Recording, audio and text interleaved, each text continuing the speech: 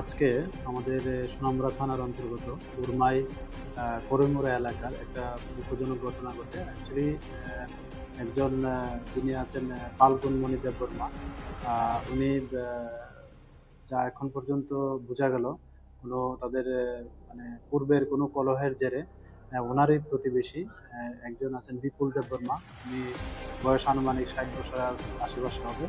ওনাকে দা দিয়ে মানে ওনার মাথায়, গলায় এবং ওনার যে পিছনে পিঠের দিকে খুব আঘাত করে এবং এতে অনেক মানে তিনি জখমপ্রাপ্ত হন এবং সেই সঙ্গে ওই গ্রামবাসীর সহায়তায় ওনাকে খুব অ্যালার্মিং কন্ডিশনে প্রথমে মেলাঘর হসপিটালে নেওয়া হয়, তারপর ওখান থেকে জিবি হসপিটালে নেওয়া হয়। এখন তিনি ওখানে অ্যাডমিট আছেন খুব অ্যালার্মিং কন্ডিশনে।